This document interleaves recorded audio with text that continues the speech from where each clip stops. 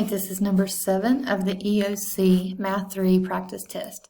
What is the equation of the circle with a diameter of 6 units and a center located at 2, -5 on the coordinate plane? All right, so the first thing you have to know is what is the equation of a circle. So x minus h squared plus y minus k squared equals radius squared. All right, now let's look back and see what they give us. So what is an equation of a circle with a diameter of 6? If the diameter is 6, the radius is half of that, or 3. And the center is located at 2, -5. So 2, -5 is my center. So that's my h and k.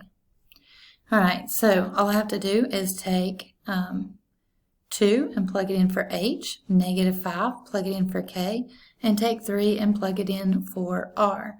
So our equation is going to be x minus 2 squared plus y minus k.